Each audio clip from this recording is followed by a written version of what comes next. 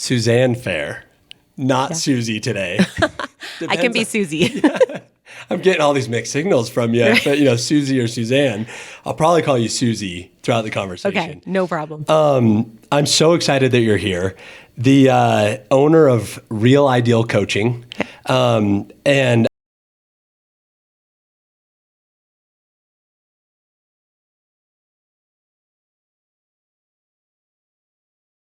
reasons because I know you have 20 plus years of experience in leadership coaching, personal development, HR consulting, and so many different things. And it's been cool. It's been fun for me to see.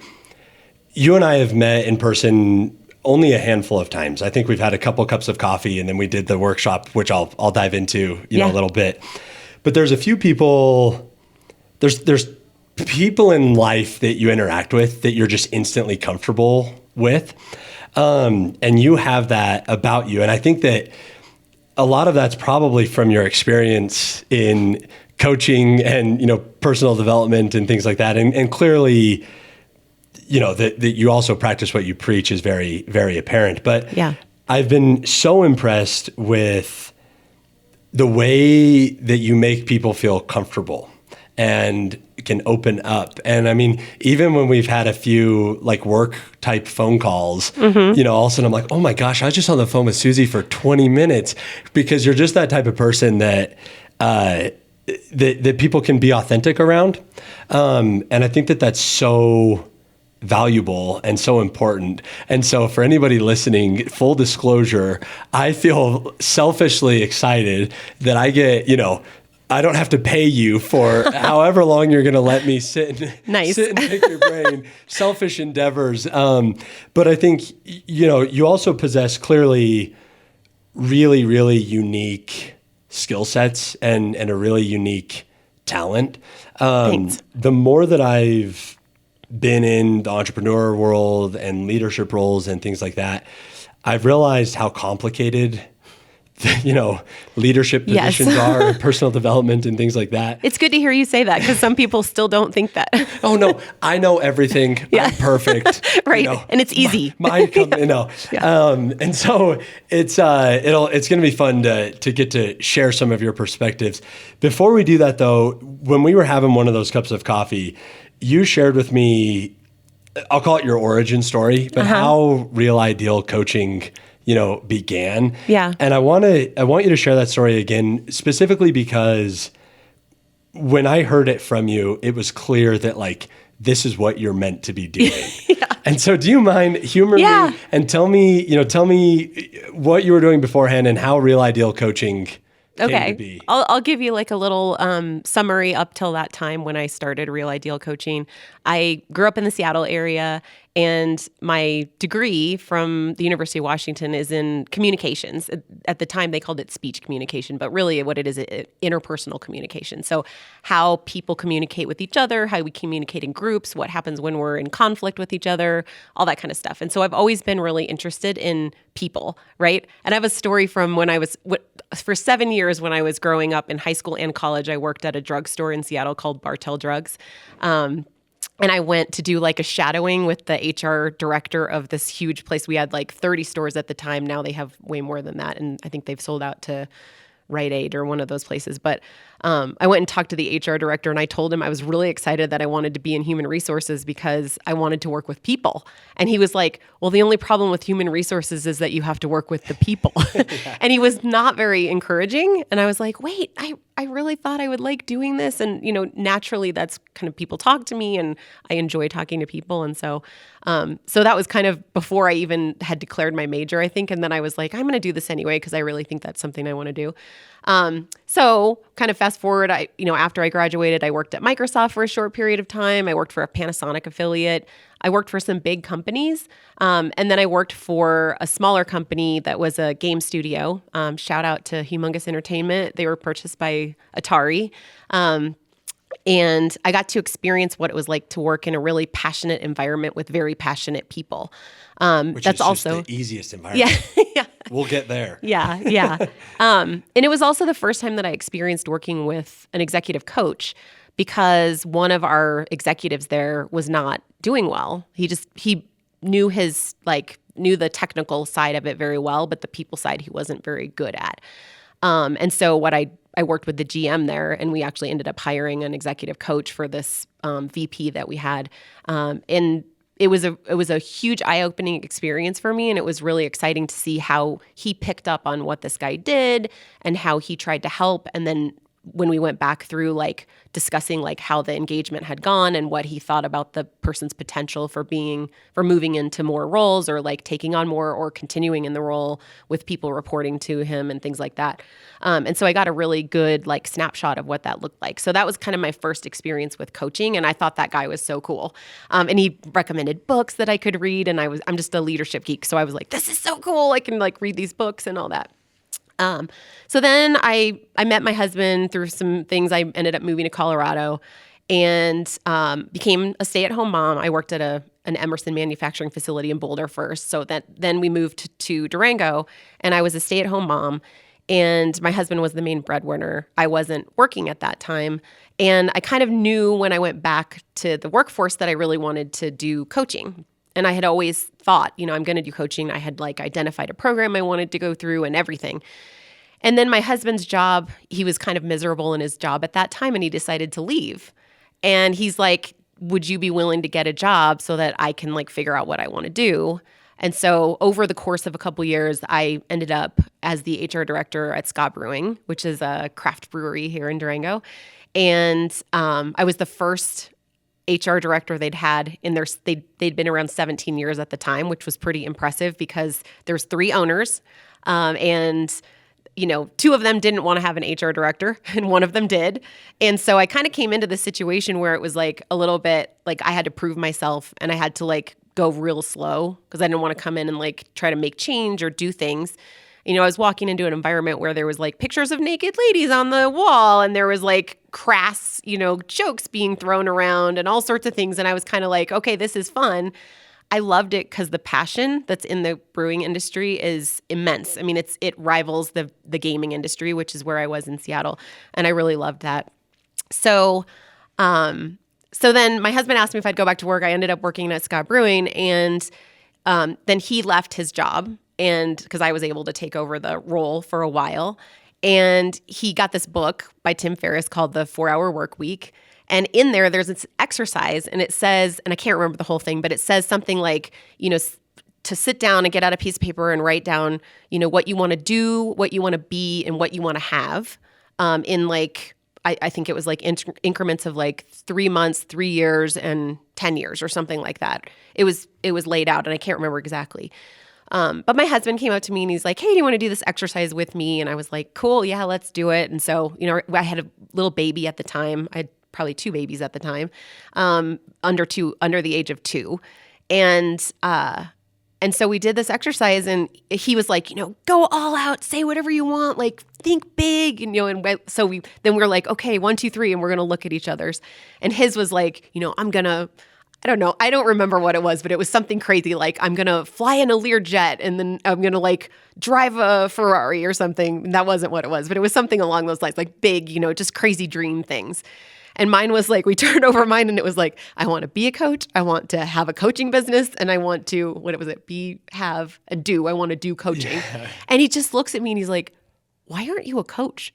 And I was like, well, because I work at the brewery so that you can figure out what you want to do and this and that. And he was like, what do we need to do to get you there?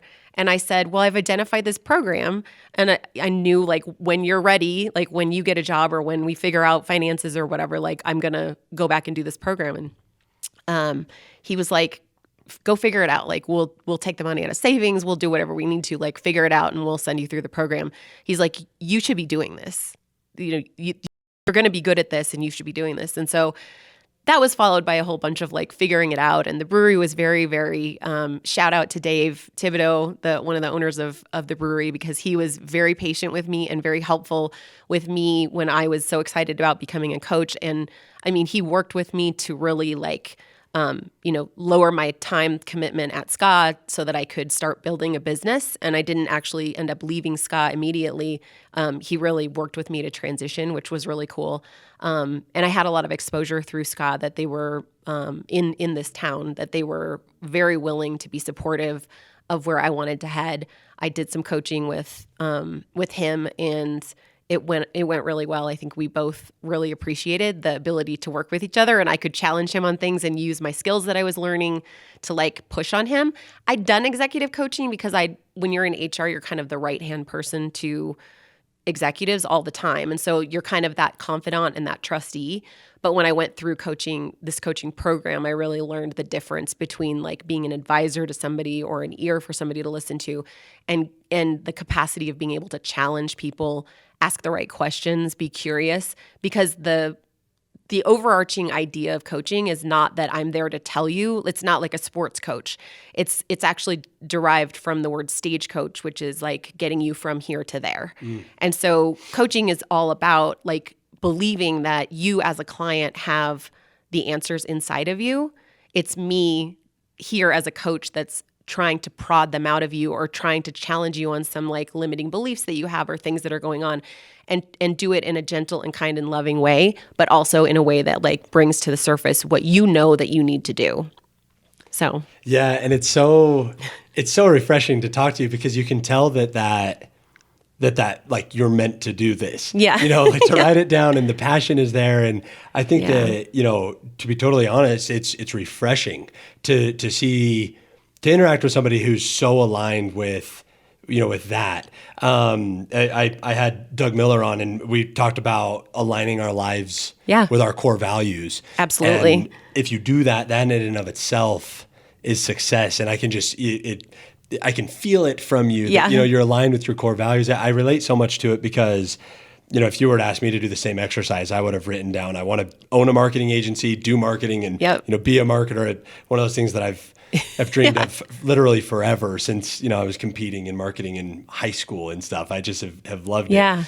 But you mentioned a few things in there that I now have like 100 questions. Okay, awesome. Let's go. That I think are, because, the topic of leadership for me is somewhat complicated. I think that depending on different situations, and one of the things I want to unpack and hear from you is this idea of passion as it relates to leadership, because you've mentioned the word passion a few times now. I certainly have passion.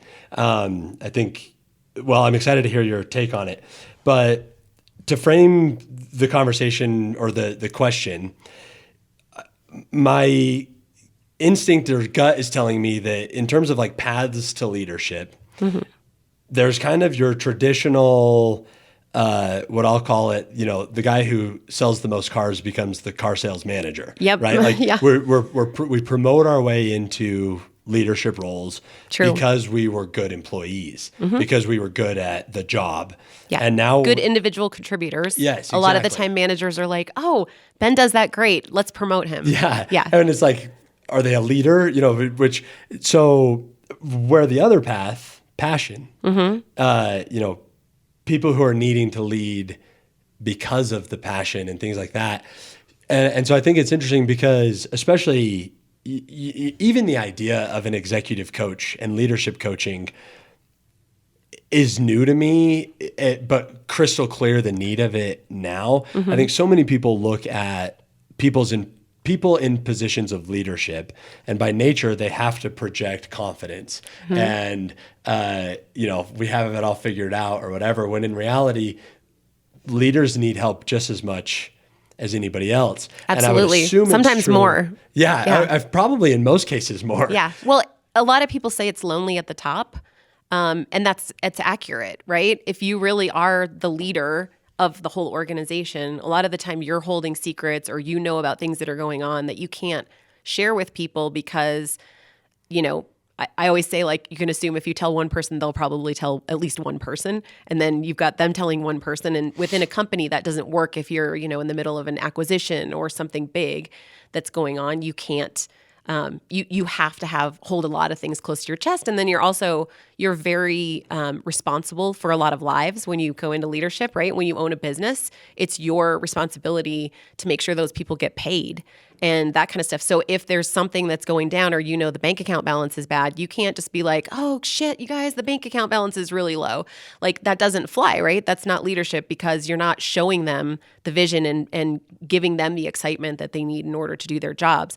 That being said, I wouldn't say like you have to lie to people about everything, but there are things that are just not probably good to be talking about within a business sense with some of the people within the organization. Yeah, like you have to have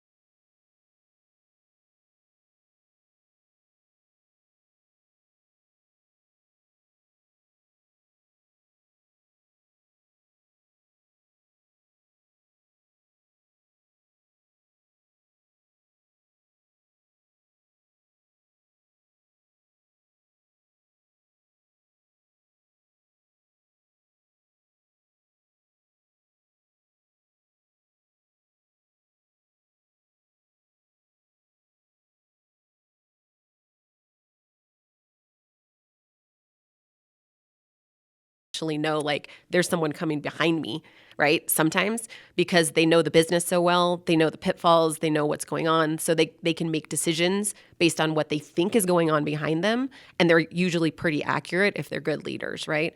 But working on creating your own leadership vision and knowing what your values are to drive you, and then also knowing like the business that you're in is important. I always say like to be a leader, you don't even really need to know like the product that you're selling or anything. You need to have a lot of good people that work for you, and you need to know like what your goals are and where you're trying to head. And if you have good people working for you and you have good communication, those people can make you look really good as a leader, right? But part of leadership is getting out of your own way. Yeah, which is easier said than done. Totally. I relate to it so much because, things at Ascent have evolved to the point now where, candidly, I don't know most of the actual like application of, I know the strategies behind what we do and the reasons for it and the principles and stuff like that. But if you ask me to like actually get my hands dirty and do the work, I'd be in trouble. Yeah. And I think a huge part of one of the things that I think has contributed in a huge way to our success has been exactly that idea of surrounding ourselves with people that are really, really good at what they do and then literally getting out of their way. Yeah. And it's funny because, it's sometimes, makes me look good and I shouldn't be the one looking good. Like I'm the one that can, provide the opportunity or whatever, but like very sincerely, team behind me that's making the magic happen and actually doing the work. So I just think, and it's interesting to kind of consider the differences between leadership and management. And I love that analogy of how wide the blinders are. There's probably benefit as an organization gets bigger to having people with different levels of blinders on, I would assume. The wider at the top and then narrower towards the bottom. Is that a safe assumption? Like middle level management, you probably want to be able to see a bit of a wider purview, but definitely not the executive level. Yeah. Type it depends on the perspective. size of the company for sure. And it depends on how your organization is structured. But if you as a leader are communicating well and the people under you know what your vision is and what you're trying to communicate with them, then each manager or each department should have their own focus and have their own goals and their own things that they focus on. So if you're talking about blinders in terms of like they have blinders to maybe to the rest of the organization, they need to have like a little bit that goes in to the rest of the organization. But generally, the person at the top needs to have the least amount of things blocking their view. That being said, Patrick Lencioni, who wrote the 5 Dysfunctions of a Team, I forget what the name of the book is. I think it's that 5 Dysfunctions of a Team. He has a great video that I show a lot of the time when I do work with executive teams, which is talking about how the executive team is actually the most important team. And what happens is that a lot of managers will put their departments ahead of the executive team. And it's like, if you don't know what's going on the executive team and you're not being a good team member to those people, then what you end up doing, he says, you end up fighting like bloody and unwinnable wars, because what we try to do is then each manager is like their protected people and they try to fight for them instead of fighting for the company.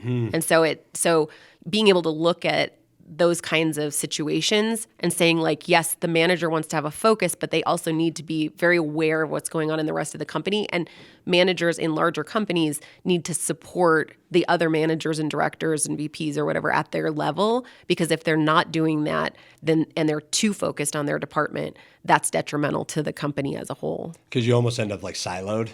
Totally. Different perspectives. Yeah. And that's what causes siloing, and getting executives straight on that has been really eye-opening. Like I've watched, it's like a minute video. I can send it to you, but it's like a minute video or maybe 3 minutes, but it's very, very short. And he just talks really briefly about like this idea of, the fact that there's an executive team and that executive team needs to be on the same page. And like, that's the most important team that you work with when you're an executive. And then departmentally, like as you go out, yes, you could have a little bit more blinders to what's going on in the organization, but the leader of the teams can't only be fighting for their teams. Right. So I went through this with one of my clients, like a larger organization, and we likened it to like, the coach if you have like football, are you familiar with football? Yes. Okay, so like you have special teams and you have offense and you have defense, right? And if those coaches are only focused on offense, like the offensive coach is only focused on offense, what's going to happen to the game? Right. And then the defensive coach is focused on defense. But that's why you kind of have that person that's the head coach that's saying like, no, we're going to actually bump over to special teams now. We're going to put all our effort into that. And then we're going to do this. If they were only fighting for their little part, the football game would not be fun for anybody, right? Nobody to watch or nobody to play, right? You'd have either these extreme scores or you'd have other issues, right? Right. Yeah. Yeah, it wouldn't all work together. Right. Yeah, great analogy, because I think, and it's just cool to kind of wrap your head around how the leaders need to work with other leaders as well. Mm-hmm. I'm almost envisioning this like, united front of vision and messaging and whatever. And it's clear that obviously all of that stuff, then the whole machine runs more smoothly when, a well-oiled machine and things like that. Absolutely. So one of the things I'm curious to pick your brain on, you came in, I guess, last week. Last Wednesday. And we did a strategic planning exercise, a gap exercise, where you basically took our whole team and did this whole process about where we are, where we want to be, what's it going to take to get there. And then we also dove into core values and philosophies and things like that. And it was a really powerful day. Yeah. I told you when we were off camera that I've been on an intentional little journey right now with, I'm calling it a discovery mission. But part of that process has been I've been having lunches with some of my key team members and picking their brains and trying to learn. And how I've sort of broken the ice on those conversations is I've been like, what did you think of last Wednesday? Nice. What were your thoughts? And that's kind of how I'm cool. easing it in. Yeah. But it's been really interesting to see every single person had the same answer. Really? What was that? Hope. Nice. And what a powerful word, hope. Absolutely. And I felt that in a resounding way too. Like, you had this ability to kind of guide our conversation.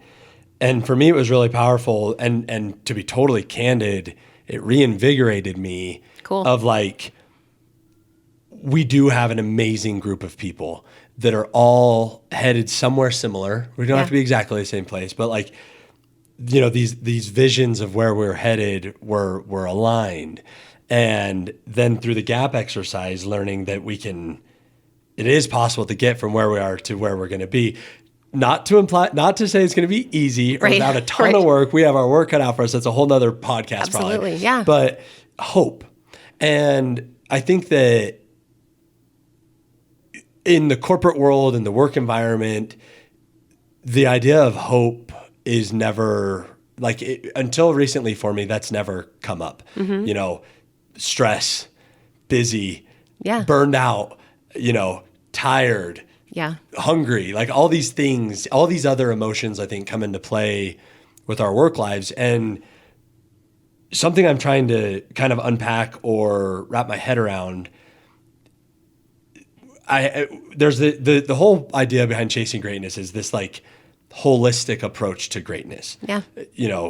Financial, health, well-being, relationships, work, all of these things. And for a long time, our careers, I think for a lot of people, are kind of looked at as a means to an end. Mm-hmm. Like, I've got to endure my career so I can have these other components of my life. Yeah. Like, a lot of people live like that. Put in the work and get it done. Yeah. And it just made me think like how refreshing this idea of hope could be if it's injected into workplaces. Because why not? Right. We have hope in every other component of our lives. Yeah. We have, hope for where we're headed here, hope for where we're headed there. But it was the first time, and I've been doing this for a long time, that I've seen the idea of hope injected into a professional, work capacity. And I just think that it was refreshing. It's interesting to see, that you were able to do that and kind of like steer us there in just a few hours. and just, and I think we had great participation, which contributed, it was a great day. What's interesting about that is that, that's the word that I hear the most when I do that particular exercise. And what you're talking about is like an exercise that I do called the GAP exercise. And it's kind of a modified strategic plan, but it's helping you see like clearly what a great future for your company would look like.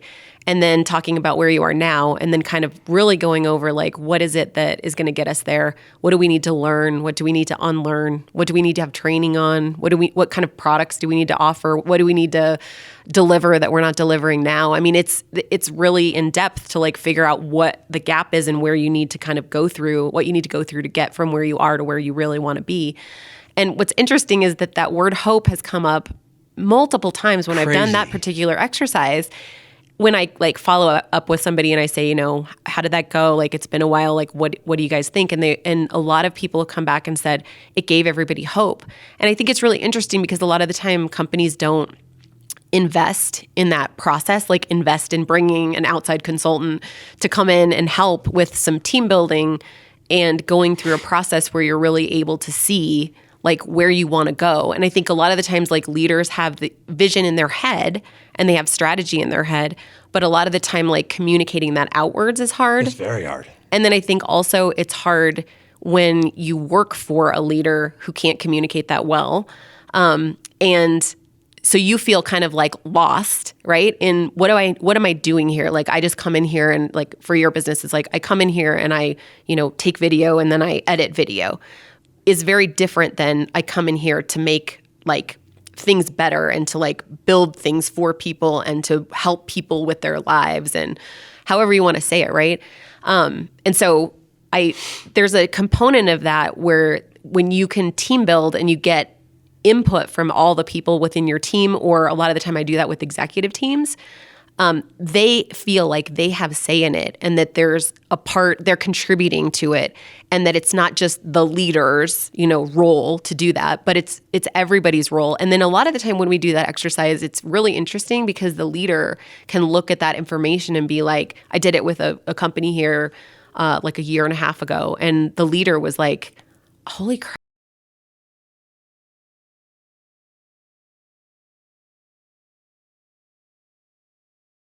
Different than what, from my vantage point, I thought we needed, right? Like he was like, I think we need protein. And they're like, I think we need carbs. And he was like, this has been amazing because I would have kept going down the same trajectory that I was thinking we were being successful, and we were. And if we can do all these things too, we can be way more successful, right? And all the people in the room were on the same page and they had all put input into it and had their voice heard, right? And so when I do that, I try to like make sure I hear from all the people, like the quiet people, and make sure I, poke at people that are giving me answers that we didn't need to do this with your group because they were really engaged. But there's a lot of times where people are like, kind of sit back there like, my voice isn't heard, so why should I speak? And a lot of the time I can pull some things out of those people with some of my coachy toolkit tricks. And it's really cool to see where it comes. But hope has been a word that I would say of anything that comes from those things, hope has probably been the word that I've heard the most, which is also hard for me to explain when you're trying to like talk about what when I'm trying to talk about what I do. It's like I can't promise you that you're going to have hope, right? I can't tell you, like, I can say lots of people say they get hope from this, but it really depends on whose ears are hearing that word as to how they process it and what they think that actually is going to end up looking like. Well, and it's such a strong word. It is. Hope. I mean, love is definitely probably, the most powerful, but like second only to love probably in terms of very powerful emotions to feel and impactful emotions. Yeah. Hope is, I would argue that the second most powerful emotion out there. And it's been cool for me because, I'm one of the people that if as you get to know me, maybe it's already clear, but I've been a natural born leader from the moment I was born. Yeah. Like, elementary school group projects, I'm the guy leading the project. Everything I've been involved in. In fact, I've told my wife so many times that there's not in my life, there isn't a single meeting I attend. I lead all of them. Like I'm running the meetings, I'm doing the things, and it's exhausting. And a lot of times I find myself leaning into the personality of leadership because it's what I know, it's who I am. Yeah. Rarely, though, have I been intentional about, and luckily, I think I have the benefit of, by nature, I tend to lead with heart, and I tend to be very empathetic and, emotional intelligence and whatever, which has helped.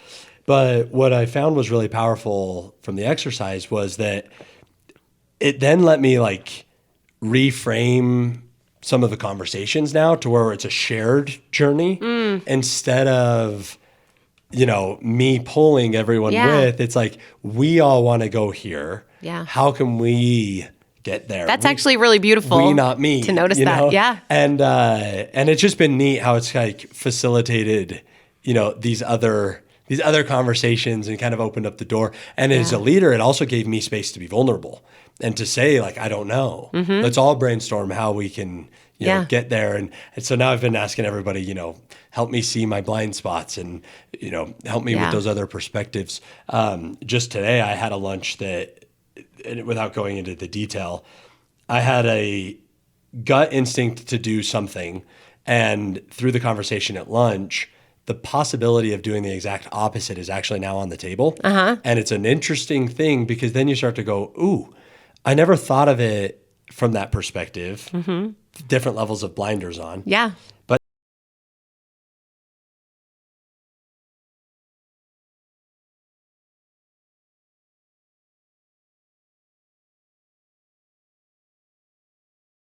on the surface level, it's going to feel very counterintuitive. Okay.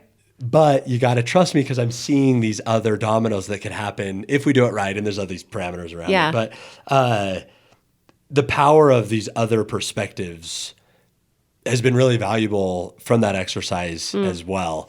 But hope. Yeah. So I'm curious because, kind of coming from those ideas of like passion, promotion, whatever it might be, have you found trends in terms of like, we've also talked about how leaders are lonely and it's lonely at the top or whatever. Yeah. I'm just curious from you of like, if you've seen trends or,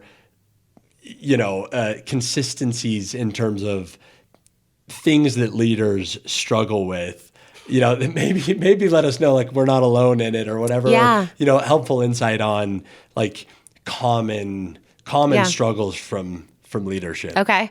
I would say that the main reasons that people hire me or they come to me for coaching is around work-life balance. So when you're a leader and you have a lot of responsibility, we have a tendency to, when you first get into those roles, you have a tendency to want to prove yourself, and so you have a lot of energy for doing a lot of different things. And you're like, I know everything. Like, I got to answer all the questions. I gotta be the one who has all the answers, right? And so they come to me for work-life balance, and they come to me because sometimes that approach of I've got to know everything and I'm proving myself ends up showing up as I know everything and you guys don't know what you're doing. I'm the one who has all the information, right? And so then they push themselves back into a corner where, again, the work-life balance gets out of whack because everybody is relying on them for everything, right? So that's one of the things is like, you shouldn't be the one that answers all the questions all the time. You should grow people that can answer all the questions all the time and do things like that. So I would say commonly, for leaders, they come to me for work-life balance. Number one, I think time management is a big issue that leaders have. And what I always say is, if you're letting other people manage your time, you're going to have a time management problem. Once you can take back, once you can take back that, what's the word I'm looking for? Once you can take that back to yourself and you be in charge of your time management, then you give yourself a lot more latitude in things. I'm trying to think what else. Isn't it funny the I know it idea and the unintended consequence of that, of having everybody come to you then for everything, which as a leader is the last thing you want, and probably had leaders entered it with the mindset of I don't know everything, in it together, probably would have avoided some of that, everybody coming to people anyway. It's just an interesting little microcosm of how there's unintended consequences always for, the things that we try to do. Yeah. And that's a very relevant one because, So you kind of back yourself into a corner when you want to be the one that knows everything. You totally back yourself into a corner. And so a lot of what I work with leaders is, there's 800 ways to get from point A to point B, and your way is not necessarily the right way. Yeah. Like, it's a good way and it'll get you there, right? But there's a lot of other ways to do the same thing. And you got to be able to let go, because what happens to a lot of leaders is they get their hands in everything, and then they paint themselves as like irreplaceable, or nobody can do anything without me, and it's so frustrating. And it's like, well, you kind of had a part in that because you basically did that to yourself, right? So that that's one of the biggest things. I would say work-life balance and time management are the two top things that people come. Another thing that people come to me a lot for, and that I see a lot in my work, is you would be blown away by how many leaders do not have confidence in what they're doing. Like, they are very unsure of the things that they're doing, and they don't feel like they are a good leader, even though they are. A lot of the times they struggle with, I don't feel like I know how to lead this organization. I don't know how to approach this type of situation. I'm not really comfortable or confident in here. And, we all have this like inner critic part of us. And I think when you rise up to a leadership role, that a lot of the time that inner critic is a lot louder than it is when you're in, an individual contributor role. And you're just like, you can go to somebody and say, what should I do? And then when you're a leader, you're like, who do I go to ask what to do? Yeah. Right? I don't know. There's nobody. So I'm supposed to know everything. And then they start to doubt themselves. And they start to get really concerned that, like, I'm not showing up well because everybody can see that I'm doubting myself, which is funny because most of the people around them aren't seeing that, but that's what the fear is. And so you start to almost pull back from the strengths that you have, because you have this part of you, this inner critic part of you that's kind of like, its job is to keep you safe and small. And so it's like keeping you, backed into a corner and not really doing the things that you need to do. And so if you kind of like listen to that part of you, then you start to back off and you start to retreat, and you just don't show up in the same way. And it's when you start to develop some bad habits around, not having the one-on-ones you need to have, not having those difficult conversations that you need to have. It's also interesting. I get a lot of people that come to me because they're like, I have this person that works for me, and they're not performing. And I'm like, well, that sounds like a management problem, not like, why is that your problem? Right. Like, what aren't you doing? And a lot of the time they're like, wait, well, I don't know. Okay, I guess I haven't been clear. And then it turns into like just help coach them to understand, like, those important conversations are really crucial to have quickly, and make sure that you're taking care of those issues before they become bigger issues in your organization. That idea of an inner narrative, the stories we tell ourselves. Yes. And then, you combine that with the reality that so many leaders feel lonely. Mm-hmm. I'm curious because I can totally see how, you're in a leadership role, you have imposter syndrome, mm-hmm. you're having self-doubt, starting to feel insecure or whatever. Another reality of leadership is that nobody's going to tell you you're doing good.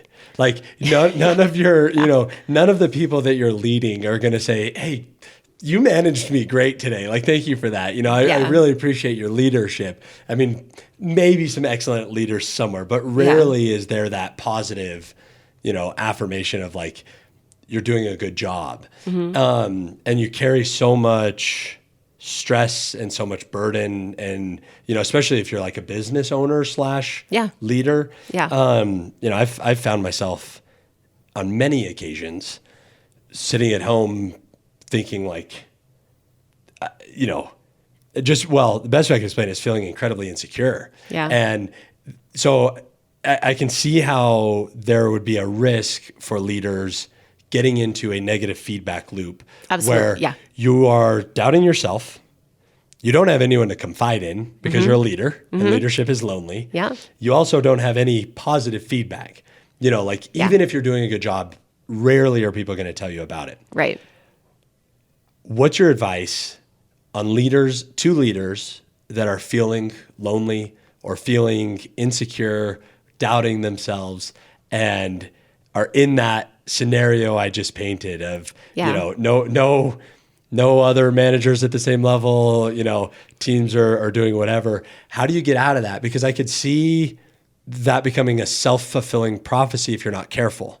Like, it's all my fault and whatever. And there's got to be some ways to pull Yeah. people out of that. So I would love to hear, the person that's in that scenario. What's your advice to them? Yeah. So I call it your inner critic. Some people call it your gremlin. Some people call it other names, right?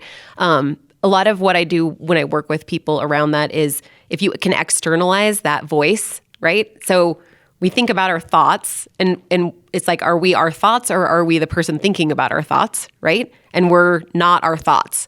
But a lot of the time we get confused. And as one of my mentors says, is like the voice in your head is an asshole. So being able to externalize that. So a lot of the time I'll have my clients give their inner critic a name, right? Like, here's Billy. He's showing up again and he's telling me how much I suck.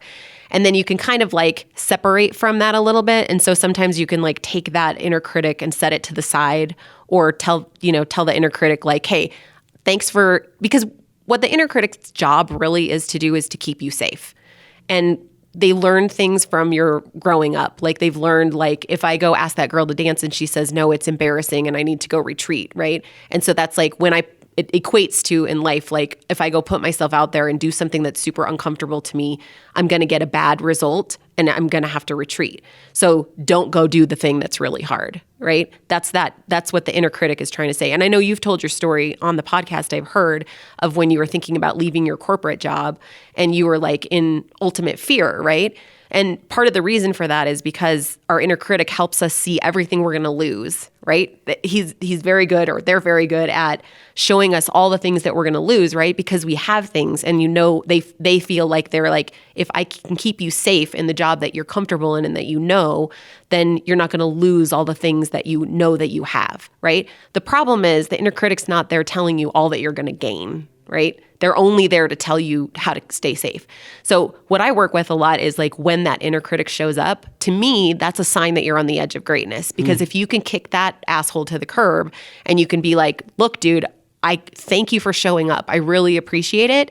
And I know that you're trying to keep me safe and I got this. You can kind of separate yourself from that voice and then you can proceed ahead, right? And then you get to see the fruits of your labor and you get to see what the good is that comes from that. And then you have to be able to, one of the things we have to do as leaders that we don't do very well is to stop and congratulate ourselves. Like we need that positive reinforcement and we're not getting it externally usually. And so we need to learn how to be like, oh man, I just closed that deal. I kick ass and I'm good at what I do. To give yourself some of the same words like back that you would want from other people, you have to start to kind of learn to do that yourself. Part of, I'm certified with emotional intelligence, like a specific assessment that we do. And one of those is what we call self-regard, which is, can I love myself warts and all? So it's like, I know I have deficiencies. I know I'm not perfect, but can I still keep doing the things that I love doing? And can I love myself knowing that I'm not perfect? Because nobody's perfect, right? And so embracing the sides of you and like, and understanding which part of that is real and which part of that is your inner critic, and being able to like I said, like kick the inner critic to the curb after thanking them for showing up. Like you don't want to just kick them to the curb because that's not really the intent. The intent of them showing up is to try to keep you safe and small.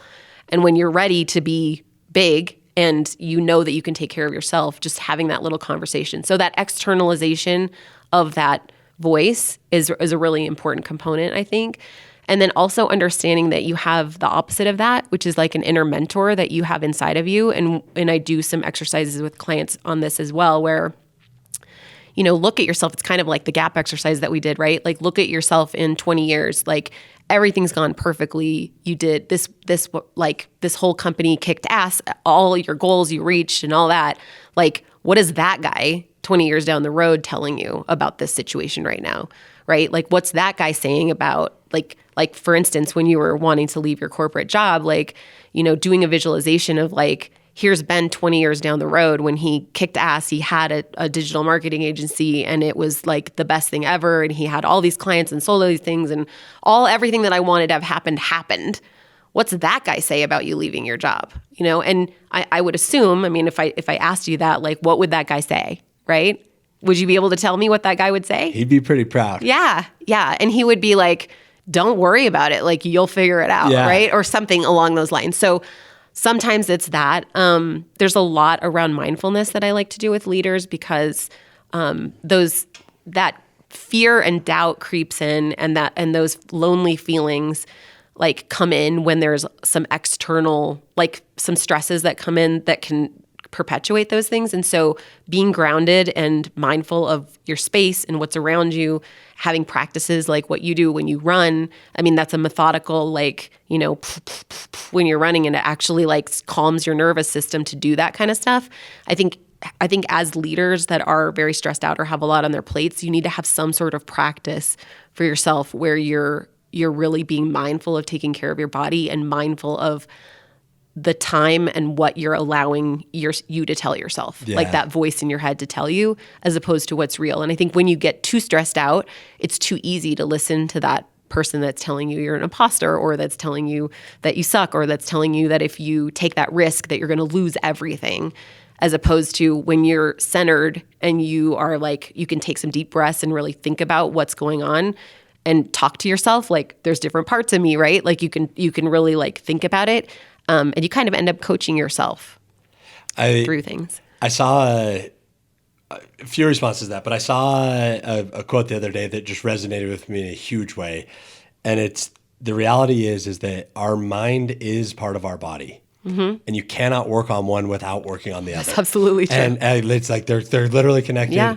And if you had any idea the problems that I have solved on runs, to the point where I've started literally, it's scheduled in and it's non-negotiable, and it's part of me being an effective leader and business owner. That's another thing I work with people on all the time is schedule time for yourself to go do something that you love. Or, I mean, a lot of the time it starts with like schedule a 15-minute walk, because that time that you schedule for yourself that you can go for a walk, that's when the magic, like that's when crazy shit comes to your head. Yeah. If you don't quiet all the noise and give yourself that space, like you can't be strategic. You can't think of the next thing. You can't be innovative. And what happens is, as leaders, we start to just busy ourselves so much that we're like, meeting. I'm going to go to a lunch meeting, and then I'm going to go have coffee, and then I'm going to do this, and then I'm going to do that, and then I don't have time. And then there's all these fires that come to me every day, and my door is, I have the open door policy, so anyone can come talk to me at any time. And then everybody else leaves, and I'm like, shit, I got like all this stuff to do. 300 emails and 2 voicemails and right, to get through. And so they don't like prioritize. And so a lot of the time it's working on getting their schedule to a point where they have blocks of time, starting with 15 minutes and then moving up to half an hour and then moving up to an hour. And a lot of people, I have one client in Denver. 90 minutes a day blocked off. That is awesome. I have one client in Denver who worked so hard just to be able to go to the climbing gym, to be able to like do that. And she said she would sit in the climbing gym and she'd be like, I just look around and I'm like, why? How are all these people here? It's like the middle of the day. Aren't there things to do? And she's like, I feel guilty for being here. And it's like, we had to work on that for a long, long, long time, to get her to a point where she was like, oh, I can go to the climbing gym and feel good. Shout out. She knows who she is if she's listening, right? And then the cycle starts again, right? And then all of a sudden there's no time to go to the climbing gym again and that. So scheduling yourself 90 minutes is a really important piece. And leaders always argue, like they argue with me about this. And it's not like I tell them they have to do it, but we talk through it and they figure out kind of a lot of the times they'll figure out that they need to do it. But they fight it. And they're like, but then everybody's going to think that I'm like being lazy, or they're going to think that I'm not working as hard as they are. And it's like, you know what? When you're a leader, you're thinking about so many things that other people couldn't even possibly think about thinking about, right? Because your purview is just so much wider. And in order to lead the company places, you have to have that time to think strategically, and you have to build that into who you are. And it's not selfish. It's necessary and it's needed in order to be a good leader. Self-care is a discipline, not a luxury. Yeah. And I loved, so coming back, I kind of painted that picture of, the leader in desperation. Uh-huh. I want everybody listening to remember what Suzy just said, that those are usually the moments when you're on the edge of greatness. Yeah. How powerful is that? And what a great way to frame, when you're struggling and you're feeling lonely and you're feeling insecure, you're about to have a breakthrough. Yeah. Like those are good feelings because it means you care. It means you're invested. You're putting the effort in, to solve the problem that's at hand or whatever. It's so interesting. The timing is like wild. Without sharing any details, but I personally, as a leader, have been in one of my lowest lows the last little while. Feeling insecure, feeling lonely, like literally like having my feelings hurt. Like I'm talking feeling. Which is normal. Yeah, right. Yeah. Where I'm a human too. Yeah. And today I had clarity again. Cool. And it was so powerful. And what's been cool is that, only reason I'm bringing that up is to reaffirm your statement that when you are in those lonely, low moments, that means you're about to have a breakthrough, because it also means you're outside of your comfort zone. Yeah. Which there's a whole, all sorts of validity to the benefits of getting out of our comfort zone. Yeah. But I just want everyone to know I've seen it in practice and I experienced it today. And what was cool for me is because I saw it in a bigger way than I've seen before. I today was able to look at my entire company and see 4 meaningful changes that can happen, that have to happen in order and with intentionality, and it's not going to happen overnight. But once it does, the impact is going to be significant. Yeah. And it's like, that must have felt really good. Thank goodness I had to put a lot of work into getting there. I've had to have several conversations and dive in on that, but I want everyone listening to remember what you just said, that when you're at those moments, you're on the verge of a breakthrough, because it gives you hope. Yeah. It gives you a reason to keep going. Yeah. There's one other thing I want to say about that too. I think that when you say it's lonely at the top, it can be very lonely at the top. One of the attributes of the most successful leaders in the world is their ability to connect with others and have connection. And I think some of the time what leaders believe that is having this open door policy where people can come talk to you and they have open ears and they listen a lot. And I think that's great, but it also has to be balanced out. Like if you can't be the person that can be a little bit vulnerable sometimes and be like, wow, I'm feeling really overwhelmed today. I've got a lot on my plate. And be honest about that with people around you, or share something personally about you. When that gets off balance, right? Where you're always listening, but you're never contributing, it doesn't really grow a relationship. It kind of a one-sided, very lopsided relationship. And so people might be like, yeah, my leader is really cool. He listens to everything I have to say. But that will only go so far. Yeah. Right? So you have to be intentional about sharing some things, right? You don't have to share everything, and you don't have to make people feel bad for you because you're like, my life is terrible or whatever. But like part of that is this like appropriate opening up, right? Because the ability to connect with people and have empathy and be open and real makes you so much better of a leader, right? If you're not that way, you tend to start being more secluded and more isolated from the people around you, because you're like holding all the burden. You're holding the burden of the work. You're holding the burden of the company. You're holding the burden of all these things, and you're not releasing anything back into that space. And so it's very lopsided. And I think a lot of managers and leaders don't seem to understand. That's not a nice way to say it. They don't understand, I guess. They feel like they need to hold that all, and it becomes way too heavy of a burden. And then that's when a lot of that self-doubt comes in, because they're like, I can't do this anymore. I feel like a robot. Like I'm not real. Like I'm holding all of this and I have no release for it. And so I think it's important as leaders that we understand that building connection requires us to have some vulnerability as well. And you can't expect all the people around you to come to you and, tell me all your woes and I'm going to help you and I'm going to be here for you. And all of a sudden you're holding all of this. Yeah, but I have nothing to share back. And so there has to be some reciprocation. I know some of the most powerful moments, specifically at SCA, when I worked there, were when one of the owners would get up at the Christmas party, and he always felt like this intense gratitude for everybody that was there. But I think some of the time when he would share about the state of the company and things like that, like he actually would sometimes get teary-eyed. And every time everyone was like, that was the most awesome meeting. Like, we really understand now. Like, we really get it. And he's a real person. Like, we can really like see that he has real emotions and is real. And I think when you try to lead from this place of like, I'm untouchable and nobody's, a lot of people do this, right? I'm untouchable. I have all the answers. Come to me with all your problems and I'll help you solve them, and that kind of thing. You don't build up any kind of bank for that reciprocity. And then you end up like carrying that all, which is a very hard burden to hold.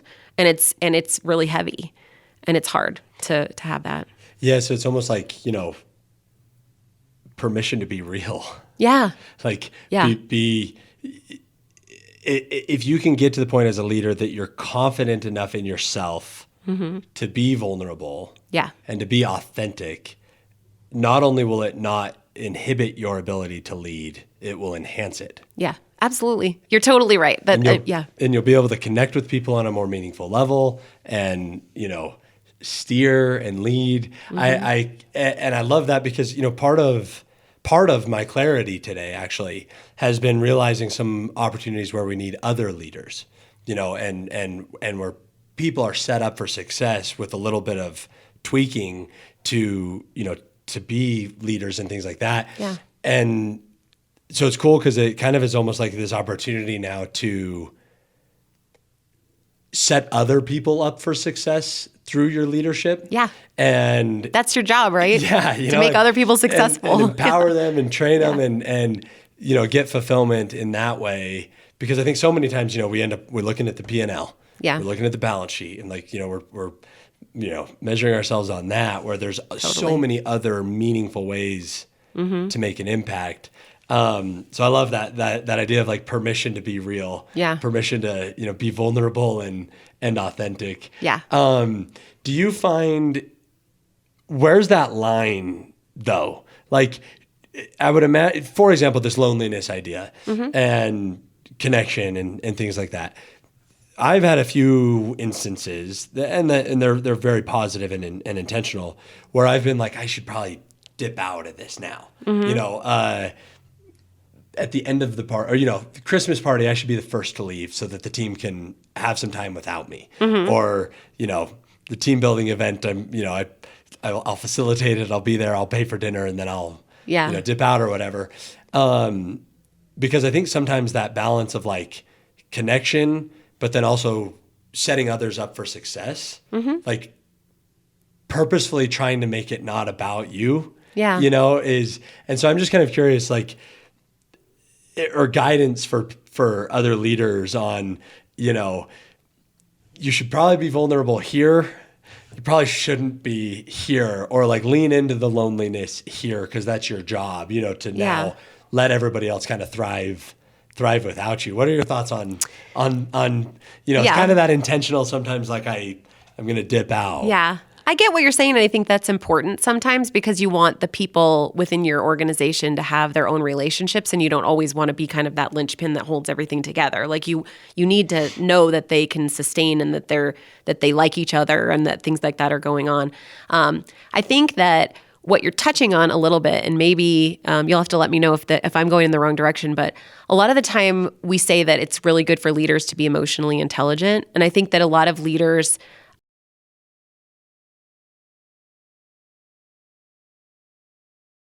emotional intelligence, and empathy is one of them. And being real doesn't mean like, when you're pissed off, you can run around slamming doors and slamming your hand on the table, right? So I think part of being vulnerable and open is being real, like expressing how you're feeling in certain circumstances. But we distinguish between like, it's okay to be mad. It's not okay to go around slamming doors. And I think a lot of leaders feel like this is my place and I'm pissed and I can do whatever I want to do. And they're like slamming their hand on the table or slamming the door, right? And that's just one example. That's not effective? Not usually. Oh, okay. You know what? It is I have actually. no doors. There's no doors in here. It actually is effective temporarily, right? If you slam a door and you're pissed off because somebody did something, they're probably not going to do that again right away. And they're going to be like, oh shit, I screwed that up, right? But it's not a long-term like strategy that works for leading people, right? It's like I'm going to win and you're going to lose is what ends up showing up when you do that, right? I'm the leader and I'm going to tell you what to do. I'm going to win no matter what, and you're going to lose because I'm going to tell you what to do. It's like when your kids have shoes that are laying outside and you could be like, get your damn shoes and put them in your room right now. Or you could be like, you know what? When you have a minute, can you take your shoes into your room, right? And so as a leader, you can do that. Then if it happens 57 times, you say to your kid, you're like, I'm really disappointed. Like I've asked you several times to do that. Telling them you're disappointed is the emotional intelligent way to, let them know that it's affecting you now that their shoes are out or that have a feeling about what's been going on. And it's the same in the workplace. So if you're the leader that's like, God damn people, this, that, whatever, and screaming all the time, like it works and they're going to pick up their shoes, but like they're probably not going to stick around to be there to pick up their shoes in a couple months or a couple years, right?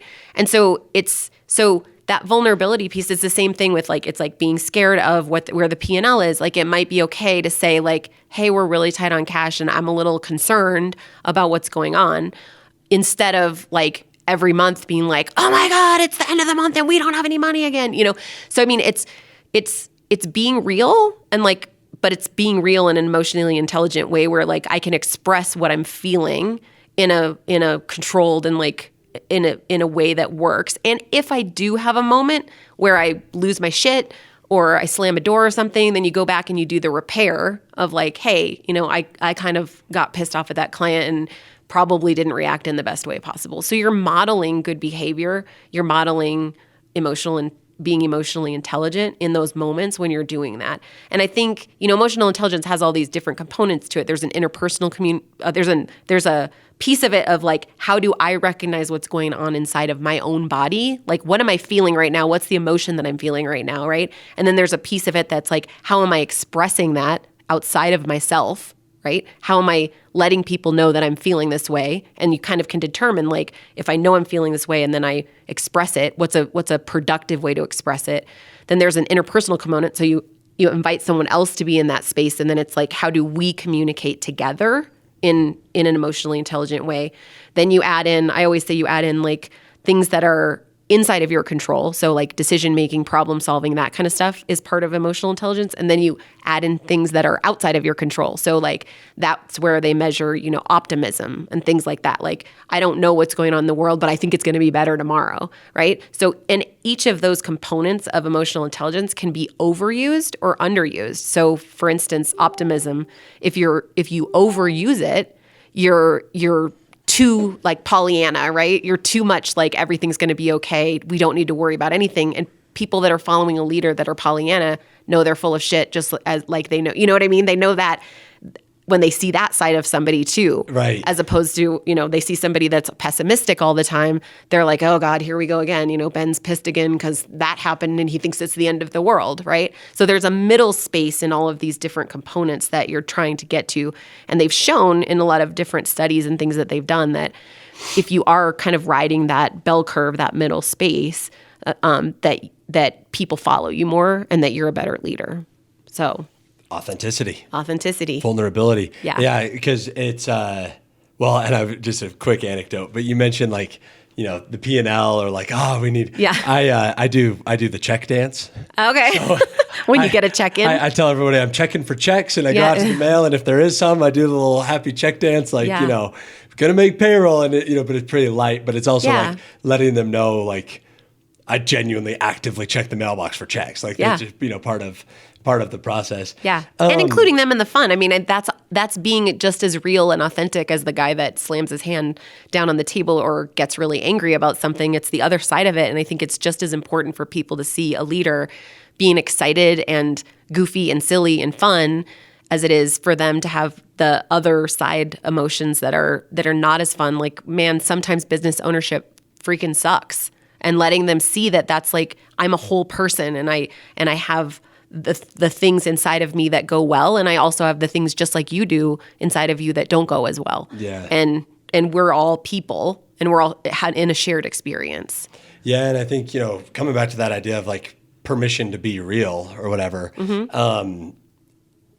as leaders, understanding that sometimes when we make mistakes, they're great opportunities to actually forge stronger relationships. Totally. Just recently, I sent an email, and the second I hit send, I knew I shouldn't. Oh, no. I'm talking like, oh shit, I should not have sent that. And it blew up in my face, as it should have, because I made enormous mistakes. Yeah. I said terrible things, and I was awful, and I did it. Yeah. But and while I regret it, I shouldn't have made the mistake that I made. It definitely facilitated more in-depth conversations and opened eyes and perspectives on larger problems that need to be solved. Yeah. So there's like silver lining on it. Yep. I'm not proud of my behavior, but I owned it. I was incredibly apologetic. I drove out of my way to apologize in person even. Like wow. I messed up. Yeah. And I think that kind of reaffirms that idea of permission to be real, and that we're going to make mistakes. Yeah. You don't have all the answers as leaders. Like Right. there's so many unknowns, and you're human too, and you're going to feel all the feels, and you're going to have good days and bad days, and so true, and things like that. Yeah. So I'm curious, because that theme of like loneliness and imposter syndrome and self-doubt and all that stuff. And we kind of talked about the fact that there's never overt positive, nobody's going to say, hey, good job today. I would challenge you on that, because I think you can create a culture of feedback where you do give positive feedback. Certainly. And it creates that, but it's few and far between. Yeah. All I'm saying is that rarely those that you will lead will go out of your way to tell you that, that anyway. You did great on that deal. Yeah. It doesn't happen very often. No one pats my back. Right. You know what I mean? Yeah. So what I'm curious about is, I would assume though, that there are indicators of success that maybe leaders could start to be aware of to help with that positive affirmation. Because knowing that no one's going to come over and say, hey, Ben, good job today, pat on the back. What are the other things leaders can look to for insight as to if they're being successful? Like, there's got to be some like indicators of success that people can observe in their departments or their businesses or their organizations or whatever to kind of help them, gauge it. Yeah. I think it's very individualized. And I think that with a lot of my clients, sometimes we'll start lists or we'll keep track of evidence of the success of what we're doing. And so that they can look back and see that there's evidence to the contrary of what that inner critic's always saying, right? And so it is a balance, and you have to understand that, like I said, the inner critic's there to keep you safe, but part of what you need to do to build that, it's like building your muscle, right? Is to stop when you have a win and congratulate yourself and acknowledge that. Because I think what happens is we think of wins or I got a big client or whatever, woohoo, that's great, and then you go about your business. Whereas then you start to feel like I never get clients, and then that takes over the narrative, right? And so it's keeping some sort of way for you to understand the successes that you've had and be able to look back. It's human nature for us. We're wired to resist change. We're wired to resist we're wired to look for deficiencies and the negative things, right? That's different in the grass over there, so therefore it's something bad. I have to be aware of it, right? Danger, danger, danger. And so that's kind of what we're doing when we go about our lives, and just like when we're going through the woods and there's nothing that stands out in the day, we're just kind of going about our day. And I think in order to kind of combat that inner critic and be able to start to have something to fall back on in those moments of loneliness is to be able to really keep track of the wins that you have and stop in the moment and actually do something. I make clients a lot of the time, they'll go, oh yeah, I got this, bazillion-dollar deal. And I'm like, whoa, wait a minute. Stop. I'm like, we're going to have a little party, right? I want you to pat yourself on the back and that's awesome. You did what you said you were going to do. You made that happen. Acknowledge and appreciate yourself for that.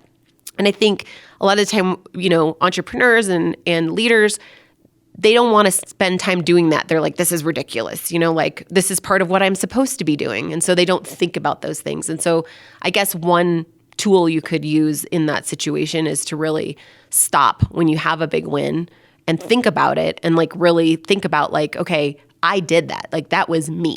And actually take that, ownership of that for yourself so that you can kind of lift yourself up a little. I think we have to have reserves so that when our inner critic comes and tries to like knock us down, that we don't get knocked down too far. Yeah. Well, and I love it because it's just like anything in life, our perspectives matter, and what we focus on is magnified. And, Yes.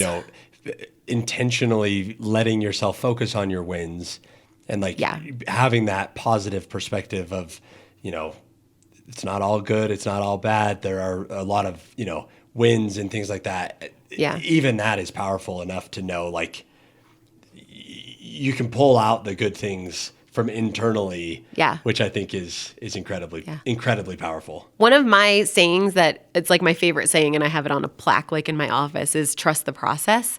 And so a lot of the time when I'm feeling that way, or I'm feeling like, I didn't get a client that I was hoping would want to work with me, or, I'm feeling like, I don't know, something's going on inside of me that makes me feel like I'm not doing as well. I really have that mantra of like, trust the process, because we don't know why things are happening the way that they do, right? Like maybe you didn't get that client because you were supposed to get one that was a lot bigger, and you just didn't know that like if you would have that other client, you wouldn't have had time in your calendar to do that, right? And so a lot of the time with leaders, we talk about, that there's no problems, there's only opportunities. And so it's a way of looking at things and being able to say like, it's not all bad that this is happening, or it's not all bad that I'm feeling this way. Like, what's the loneliness teaching you right now? Or what are you telling yourself in this moment? And sometimes it's something very profound. Like, I think I'm telling myself I need a freaking break, or, I need to take care of myself right now, or I've put too much into all of the external things this week, and I really need to like retreat and take care of myself. So paying attention to what's going on, I think that inner critic shows up in a lot of times where you're feeling like negative or like not happy about what's going on. But I think there's also purpose in that. Like it allows us to protect ourselves a little bit and to not keep going down bad rabbit holes and things like that sometimes. So I think there has to be a balance, and you just have to understand there's a lot of people who are able to see the good in any situation that comes about. And I do believe that there's a process that's happening around us that we don't have control over. Some people call it the universe, some people call it God, some people call it, that they believe in some higher power of, of some sort. For me, I just feel like we don't know what the next domino is, or we don't know what the next step is sometimes. And so we have to just trust that what's happening is supposed to be what's happening for us. You sent that, you push send on the email, and at the moment you were like, oh shit, I screwed that up. But in reality, like when you look back on it, there was probably a lot of good that happened from that, or residually there will be good because people in the office that knew that it happened learned from you, learned that you were a human being and all that. So like you don't want to really take back anything bad that's happened, because you wouldn't be where you are today if you did, right? But trusting the process and really looking for the opportunities. It's like the whole making lemonade out of lemons, right? That's what a lot of really good leaders are able to do that. Yeah, I love it. And the trust the process is so funny, because literally yesterday on the phone, I told you I just want perfection yesterday. So I appreciate the perspective of trusting the process. And Suzy, thank you so much for such a great conversation. I love being here. It was nice. Yeah. But thank you more so for being who you are. I think you know it, but I hope you know how impactful the work you do is. To reiterate, you've injected hope in my business, and in so many places, which is profound and powerful. And I'm glad to know you, and I'm grateful for what you do. I have the feeling is mutual. I get my t-shirt. I have an Inspire by Example shirt for you. I can't wait to wear this around town. Because you sincerely are inspiring by example. Thank you. And for somebody to have the skill set and the desire to inject hope places is alone powerful enough. Yeah. Not to mention all of the other amazing things that you do. So thanks for letting me pick your brain. Yeah. I Thanks feel for so being on the lucky. podcast. I feel so lucky because like you, like I'm living my dream. Like I get to do the thing that makes me happy every day. Like what you said, if you were to write down what I want to be, what I want to do, and what I want to have, you are that. And that's what I am too. And so I feel like a lot of the time when I'm doing work, I'm actually like, I feel like I'm the one who like is winning, right? So it's very much, and I appreciate all the kind things that you're saying, and I'm happy to know you too, and I'm very thankful that you had me here on your podcast. Thank you so much.